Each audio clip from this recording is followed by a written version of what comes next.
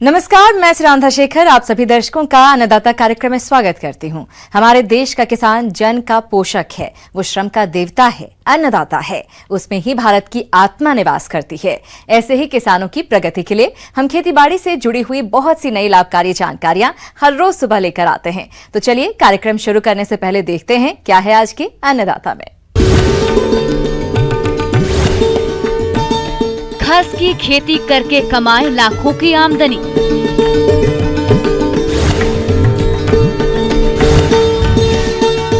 अरहर की फसल में लगने वाले कीट रोगों का नियंत्रण।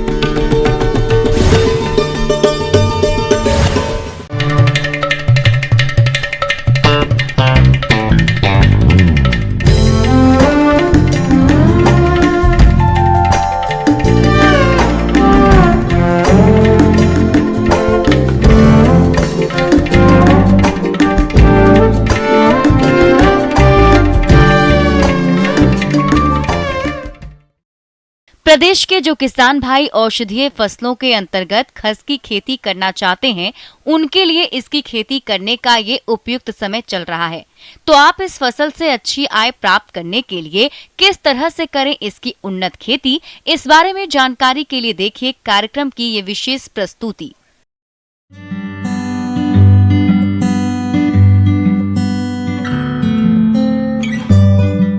खस एक औषधीय फसल है जिसे अंग्रेजी में वेटिवर के नाम से जानते हैं। इसकी इतनी खासियतें हैं कि इसे प्रकृति का अनुपम उपहार माना जा सकता है। हमें इस उपहार को सहेजने की जरूरत है। कुछ वर्ष पहले भारत में खस के ठट्टर काफी लोकप्रिय थे। लू के थपेड़ों से बचने के लिए दरवाजे और खिड़कियों पर खस के पर्दे लगाए जाते थे, जिसका आज भी प्रयोग एयर कूलर में किया जाता है। इसके अलावा जड़ों से तेल निकलता है। तेल का उपयोग महंगे इत्र, सुगंधित पदार्थ, सौंदर्य प्रसाधनों और दवाइयों में होता है। कई जगहों पर ये घास अपने आप उग जाती है। ये हर प्रकार की मिट्टी में पैदा होती है और 21 से 45 डिग्री सेंटीग्रेड तक तापमान वाले क्षेत्रों में आसानी से पैदावार होती है। इसकी खेती ठंड का मौसम छोड़कर सभी में कर सकते हैं, लेकिन बरसात में करना सबसे अच्छा होता है। अगर उपजाऊ मिट्टी है तो किसी खाद और उर्वरक के प्रयोग की जरूरत नहीं होती। यदि मिट्टी कम उपजाऊ है तो उस दशा में गोबर की खाद का प्रयोग करके उसके बाद रोपाई की जाती है। सी मैप लखनऊ से खस की कई उन्नत किस्में विकसित हुई हैं, जिसमें 6 महीने में तैयार होने वाली किस्म भी शामिल है। 18 महीने में तैयार होने वाली फसल से 1 एकड़ में 10 किलोग्राम तेल निकलता है, तो 1 साल वाली में से 8 से 10 किलोग्राम। वहीं 6 महीने की किस्म से भी 5 से 6 किलोग्राम तेल निकलता है। खस की उन्नत किस्में इस प्रकार हैं।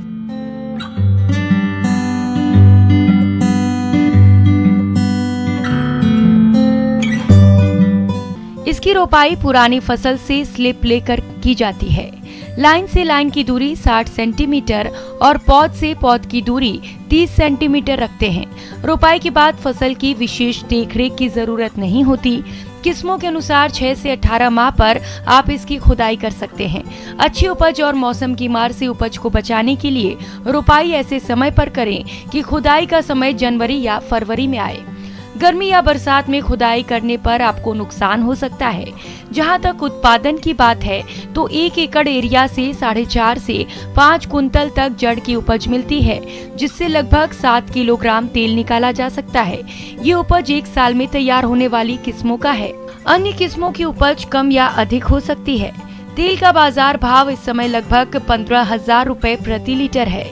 इस तरह से 1 एकड़ में तेल से 1,05,000 रुपए तक आय होती है और इसकी खेती में लागत प्रति एकड़ 25 से 30,000 रुपए तक आती है। इस लागत का 80% खर्च तेल निकालने में ही होता है। इसकी खेती में तेल उत्पादन के अलावा तेल निकालने के बाद जड़ों का हैंडीक्राफ्ट उपयोग होता है। ऊपरी भाग पशुओं के चारे में उपयोग होता है और इसके फूल से अच्छी क्वालिटी का झाड़ू तैयार किया जा सकता है। कुल मिलाकर ये कह सकते हैं कि अगर बाजार की सही व्यवस्था हो तो 1 एकड़ से लाखों की आय ले सकते हैं। इसकी खेती और बाजार व्यवस्था की अधिक जानकारी के लिए केंद्रीय औषधि एवं सगंध पौधा संस्थान लखनऊ में संपर्क कर सकते हैं। किसान भाइयों, अभी तक आपने खेती से जुड़ी हुई कुछ उपयोगी जानकारियां देखी। अब लेते हैं एक छोटा सा ब्रेक, जल्द ही लौटेंगे और कार्यक्रम में आगे भी है खेतीबाड़ी से जुड़ी हुई महत्वपूर्ण जानकारियां। आप बने रहें हमारे साथ।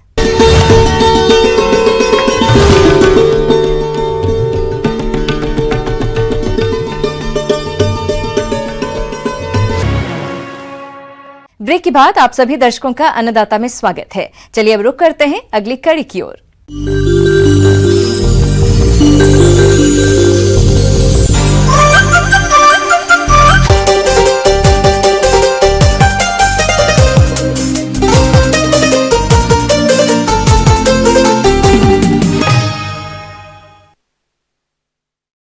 हमारे राज्य के जो किसान भाई अरहर की खेती कर रहे हैं, उनकी फसल अभी बढ़वार की अवस्था में है और इस समय फसल में कई हानिकारक कीट और रोगों का प्रकोप देखने को मिल रहा है, जिनका समय से नियंत्रण नहीं किया गया तो ये फसल को भारी नुकसान पहुंचा सकते हैं। इसलिए आप अरहर की फसल में कौन कौन से पौधे संरक्षण उपायों को अपनाएं, इस बारे में उचित सुझाव दे रहे हैं कृषि वैज्ञानिक डॉक्टर J.C. गुप्ता।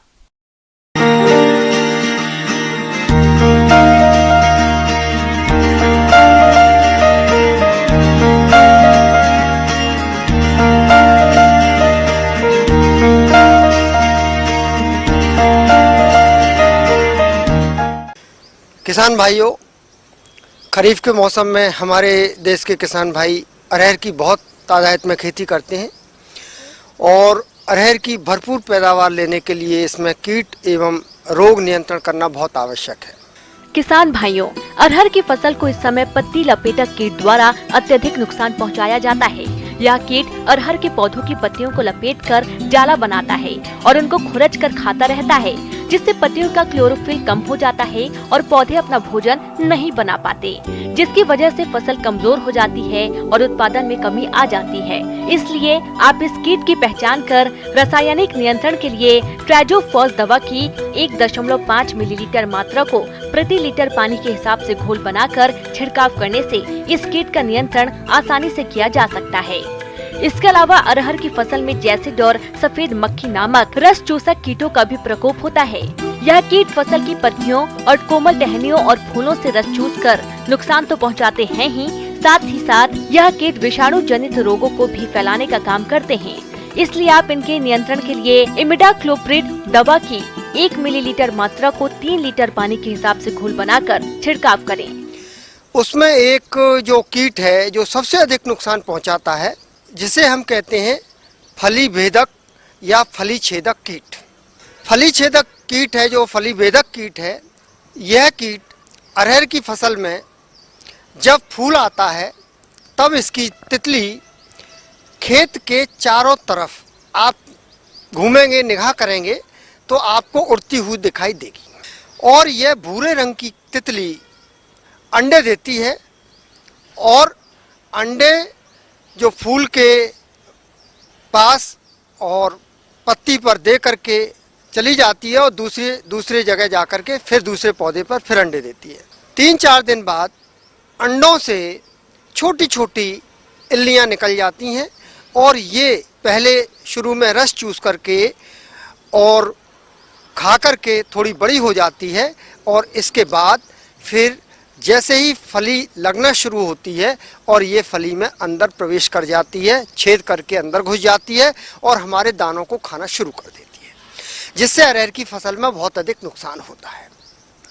इसका जो प्रबंधन करने के लिए या इसका नियंत्रण करने के लिए आप इसमें स्पाइनोसैड एक दवा आती है, स्पाइनोसैड दवा, ये दवा 170 मिलीलीटर दवा 500 लीटर पानी में घोल बना करके प्रति हेक्टेयर के हिसाब से छिड़काव करें। या क्विनोआल्फास दवा, यह दवा 750 मिलीलीटर दवा 500 लीटर पानी में प्रति हेक्टेयर के हिसाब से घोल बना करके छिड़काव करें। किसान भाइयों, अरहर की फसल को उकठा रोग द्वारा अधिक हानि पहुंचाई जाती है, क्योंकि यह रोग फ्यूजेरियम नामक कवक से फैलता है। रोग के लक्षण साधारण तौर पर फसल में फूल लगने की अवस्था पर दिखाई पड़ते हैं और सितंबर से जनवरी महीने के बीच में यह रोग देखा जा सकता है। रोग के प्रकोप से पौधा पीला होकर सूख जाता है। इसमें जड़ें सड़कर गहरे रंग की हो जाती हैं तथा छाल हटाने पर जड़ से लेकर तने की ऊंचाई तक काले रंग की धारियां पाई जाती हैं, जिसकी वजह से पौधे बड़ी तेजी से सूखने लगते हैं और देखते ही देखते यह रोग पूरे खेत में फैल जाता है। यदि आपकी फसल में इस रोग का प्रकोप हो रहा है तो इसके नियंत्रण के लिए सबसे पहले आप रोग ग्रसित पौधों को उखाड़कर नष्ट करें। इस बीमारी से बचने के लिए रोग रोधी जातियां जैसे JKM 189, C11, JKM 7, BSMR 853, आशा आदि का चयन करें। उन्नत जातियों के बीजों को उपारिक करके ही बुवाई करें। गर्मी में खेत की गहरी जुताई व अरहर के साथ ज्वार की अंतर्वर्ती फसल लेने से इस रोग का संक्रमण कम रहता है। इसके अलावा किसान भाइयों, अरहर की फसल में आपने देखा होगा कि कभी कभी छोटी छोटी पत्तियां बन जाती हैं जिनमें फूल नहीं आते, फल नहीं लगते, पौधा छोटा रह जाता है और पत्तियां भी बहुत छोटी छोटी और बहुत अधिक संख्या में दिखाई देने लगती हैं। ये जो है इस तरह के रोग को हम कहते हैं कि अरहर का वांध्य रोग। इसमें फूल और फलियां नहीं लगती हैं जिसके कारण अरहर की फसल को काफ़ी नुकसान होता है। इस प्रकार का रोग आपको दिखाई दे रहा है तो ये जो है विषाणु जनित रोग है, इसलिए कीट पतंगे इस रोग को आगे और फैलाते हैं। इसलिए जैसे क्विनोलफॉस है या डाइमेथोइट दवा, इन दो दवाओं में से कोई भी दवा 750 मिलीलीटर दवा 500 लीटर पानी में घोल बना करके और 10-10 दिन के अंतर से 2 बार छिड़काव कर देंगे तो अरहर का जो ये विषाणु रोग है इससे आपकी फसल बच जाएगी, सुरक्षित हो जाएगी और आपको अधिक से अधिक पैदावार मिलेगी। आगे और भी है खेती बाड़ी से जुड़ी हुई बहुत सी रोचक जानकारियां, पर यहां पर रुकेंगे एक और ब्रेक के लिए। जल्द हाजिर होते हैं।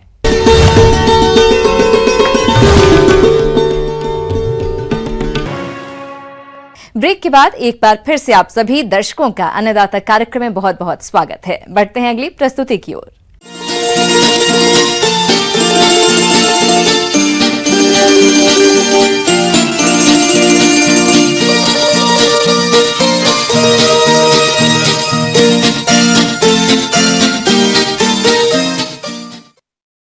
प्रदेश के जिन किसानों के पास पानी की सुविधा है और वे मछली पालन व्यवसाय की शुरुआत करना चाहते हैं, तो ऐसे किसान प्रशिक्षण लेकर शासकीय योजनाओं का लाभ उठाते हुए इसकी शुरुआत करते हैं। तो आप मछलियों की उन्नत प्रजातियों का चयन कर तालाब में बीज संचयन किस तरह से करें, इसकी जानकारी के लिए मिलते हैं मत्स्य विशेषज्ञ डॉक्टर इप्सिता विश्वास से।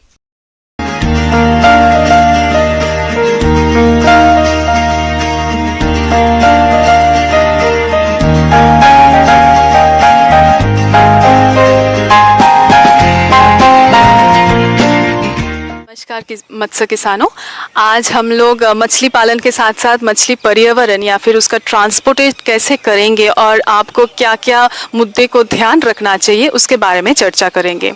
पहले तो ये है कि जो भी आप मछली पालन करते हैं वो मार्केटिंग होना बहुत ज़रूरी है, क्योंकि मार्केट का जो प्राइस है, मतलब बाज़ार का जो दर है, उसके हिसाब से हम लोग तय करते हैं या फिर मत्स्य कृषकों ने तय करते हैं कि कौन सा मछली पालन करना चाहिए। यानी हर पूरे ज़्यादातर मैं मीठा पानी मछली के बारे में ही बात करना चाहूँगी। ज़्यादातर अभी इतना ज़्यादा प्रजाति मछली हम लोग पालन करने लगे हैं। पहले हम लोग सिर्फ रोहू, कतला, नैनी ये सब पालन करते थे। अब धीरे धीरे हम लोग डाइवर्सिटी मतलब मछली का अलग अलग प्रजाति के ऊपर पॉलीकल्चर करना शुरू कर दिए हैं। इनमें से आता है silver carp, common carp, grass carp, साथ ही साथ कार्प को छोड़कर भी हम लोग कवई, गरई ये सब मछली को भी लेना शुरू कर दिए हैं। अभी देखा गया है कि मोनोसेक्स तिलापिया, पापदा ये सब मछली भी बहुत अच्छा दर दे रहे हैं और ज़्यादातर पापदा मछली जो है वो कार्प से भी बेहतर मार्केट वैल्यू है। तो इस हिसाब से हम लोग मछली को पहले चयन कर लेते हैं पालन के लिए। मत्स्य पालन हेतु 0.2 हेक्टेयर से 5.0 हेक्टेयर तक ऐसे तालाबों का चयन किया जाना चाहिए जिनमें वर्ष भर 8 से 9 माह पानी भरा रहता हो। तालाबों को सदाबहार रखने के लिए जल की आपूर्ति का साधन होना चाहिए। तालाब में वर्ष भर 1 से 2 मीटर पानी अवश्य बना रहे। तालाब ऐसे क्षेत्रों में चुने जाएं जो बाढ़ से प्रभावित न होते हो तथा तालाब तक आसानी से पहुंचा जा सके। यदि तालाब से पानी निकालना संभव न हो तो तल को समय समय पर रेकिंग करते रहना चाहिए तथा 1 टन चूना प्रति हेक्टेयर प्रति वर्ष किस्तों में डालना चाहिए।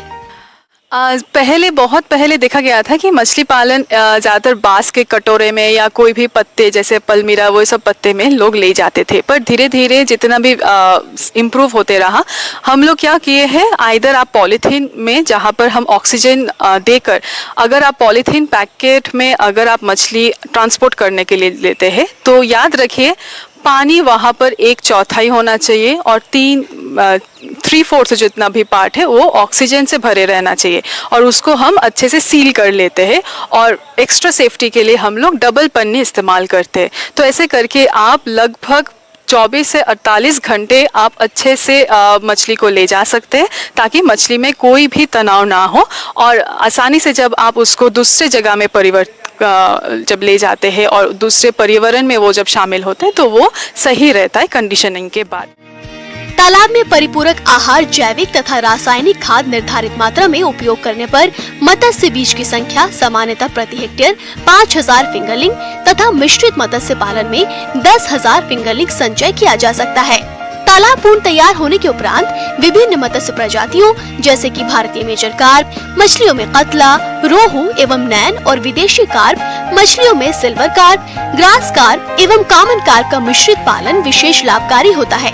यदि 6 प्रकार की देशी व विदेशी कार्प मछलियों का मिश्रित पालन किया जा रहा हो तो कतला 20%, सिल्वर कार्प 10%, रोहू 30%, ग्रास कार्प 10%, नैन 15% और कॉमन कार्प 15% का अनुपात उपयुक्त होता है। यदि सिल्वर कार्प व ग्रास कार्प मछलियों का पालन नहीं किया जा रहा है और 4 प्रकार की मछलियां ही पाली जा रही हैं, तो संचय अनुपात कतला 40%, रोहू 30%, नैन 15% व कॉमन कार्प 15% होना लाभकारी होता है। यदि केवल भारतीय मेजर कार्प मछलियों का ही पालन किया जा रहा हो तो कतला 40%, रोहू 30%, नैन 30% का अनुपात होना चाहिए। कॉमन कार्प मछली का बीज मार्च, अप्रैल व मई में तथा अन्य कार्प मछलियों का बीज जुलाई, अगस्त और सितंबर में प्राप्त किया जा सकता है। तो पहले ये देखना है जब हम ट्रांसपोर्ट करते हैं, ट्रांसपोर्ट 2-3 तरीके से होता है। एक है जब हैचरी से हम लोग जब छोटे मछली बीज अंडा प्रस्फुटन होकर बीज होता है, स्पॉन होता है, तो वहाँ से हम लोग क्या करते हैं तालाब या फिर नर्सरी रियरिंग तालाब में ले जाते हैं, तो वो भी एक ट्रांसपोर्टेशन हुआ। तो इस तरीके का जो ट्रांसपोर्टेशन जब होता है तब इतना ध्यान रखिए कि मछली जब पर्यावरण करने के लिए जाता है तो उसको आप 1-2 दिन से खाना प्रयोग मत कीजिए, क्योंकि अगर आप खाना प्रयोग करते हैं तो मछली का जो स्ट्रेस है वो ज़्यादा बढ़ जाता है। तो हम लोग खाना प्रयोग नहीं करेंगे 2 दिन के लिए। और जब भी हम मछली को बाहर निकले मतलब पर्यावरण के लिए ले जाएंगे तो उसका जो स्टॉकिंग है मतलब उसको ओवरक्राउड हम कर देंगे, तो तब क्या होता है वो एक ही जगह में रहकर मतलब उसका एक हम एक्लिमेटाइज कर दे रहे हैं, उसको एक सहन शक्ति बढ़ा देते हैं कि वो कम जगह में एकत्रित कुछ घंटों के लिए रह पाए। तो उसको हम 1-2 दिन के लिए वैसे ओवर क्राउडिंग करके रख देते ताकि वो पर्यावरण के लिए एडप्ट हो पाए। तो उसके बाद हम लोग ले जाते, जैसे ये दोनों चीज़ हमको करना है, एक है हमको ओवर क्राउडिंग करना है और नेक्स्ट है हमको 2 दिन तक खाना प्रयोग नहीं करना है, तभी आप पर्यावरण के लिए उसको एक्लिमेटाइज मतलब एडप्ट कर पाएंगे। तो इस तरह हम लोग ट्रांसपोर्ट कर लेंगे। मत्स्य बीज संचयन के 15 दिन पूर्व प्रारंभिक मात्रा 5000 किलोग्राम ताज़ा गोबर प्रति हेक्टेयर की दर से डालना चाहिए और दूसरे माह से प्रति माह 555 किलोग्राम प्रति हेक्टेयर की दर से डाला जाता है। इसके साथ ही यूरिया 18 किलोग्राम या calcium ammonium nitrate 36 kilogram, single superphosphate 30 kilogram प्रति हेक्टेयर की दर से प्रति माह डाला जा सकता है। इससे वनस्पति प्लवकों एवं जंतु प्लवकों की उत्पत्ति होती है, जो मछलियों के लिए प्राकृतिक खाद्य पदार्थ है, जिन्हें खाकर मछलियाँ तेजी से बढ़ती हैं। जलीय वनस्पतियाँ मछली के शत्रु को आश्रय देती हैं। ये तालाब के ऑक्सीजन के संतुलन को प्रभावित करती हैं तथा मत्स्य खेत के समय जाल चलाने में भी बाधा उत्पन्न करती हैं। इनकी अधिकता से सूर्य की किरणें तालाब की तली तक नहीं पहुंच पाती, जिससे मछलियां बाढ़ प्रभावित हो जाती हैं। इसलिए मत्स्य पालन के पूर्व जलीय वनस्पतियों का उन्मूलन कर देना चाहिए। बारहमासी तालाबों में अनेक प्रकार की मांसाहारी तथा अनचाही मछलियां भी रहती हैं। मांसाहारी मछलियां मत्स्य बीज को हानि पहुंचाती हैं।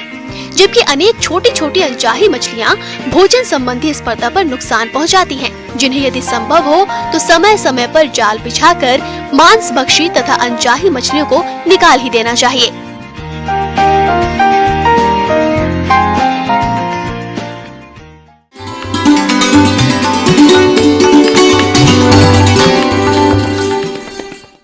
अन्नदाता हेल्पलाइन निःशुल्क फोन संपर्क सेवा के माध्यम से आपके द्वारा पूछे गए प्रश्नों में से एक या दो महत्वपूर्ण प्रश्न को हम अपने कार्यक्रम में शामिल करते हैं। इसी के तहत आज का चयनित प्रश्न और उसका जवाब इस प्रकार है।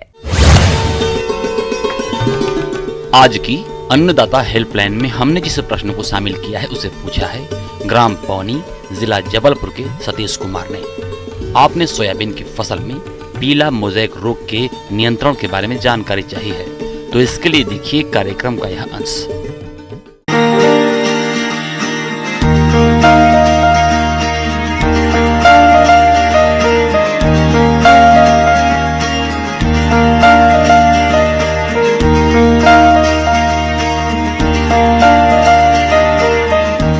सोयाबीन में मुख्य रूप से येलो मोज़ेक समस्या प्रमुख समस्या है।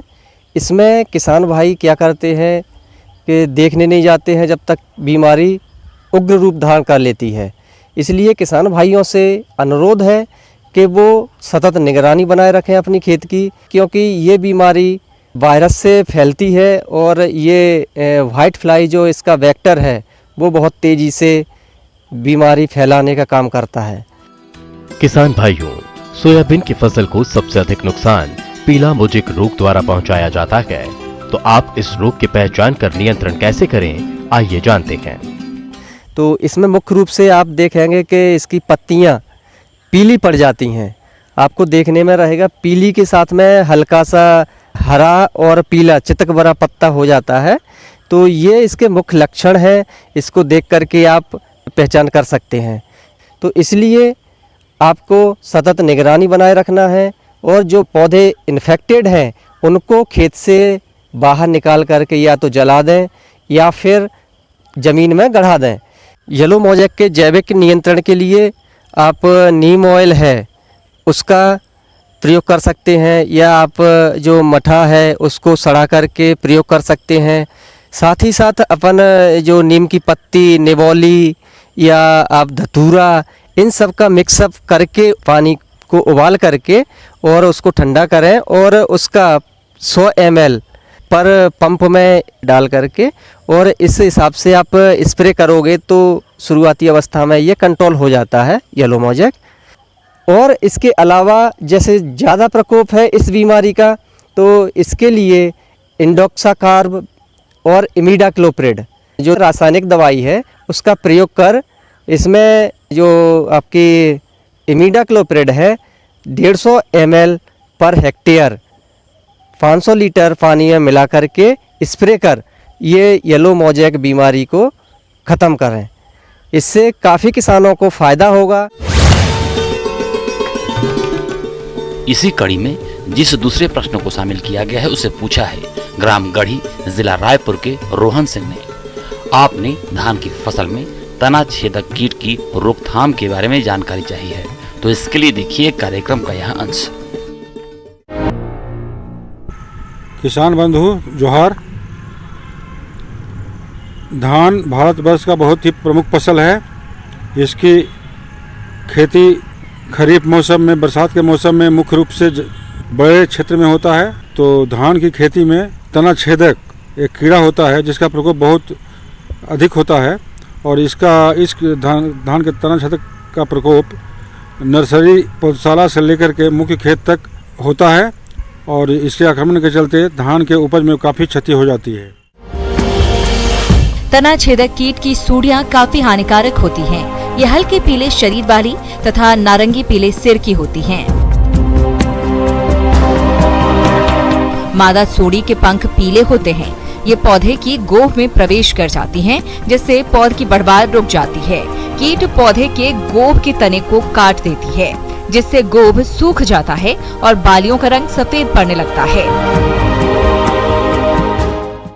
तो क्षति का लक्षण हुआ, इसके निदान के लिए आप नर्सरी से ही शुरू करना है। 250 ग्राम कार्टप हाइड्रोक्लोराइड या फिप्रोनिल 0.3G नामक दानेदार कीटनाशी का 200 ग्राम या 250 ग्राम प्रति 100 वर्ग मीटर की दर से उसमें बिखेरना है दाना को, और उसके बाद हल्की सिंचाई कर देनी है।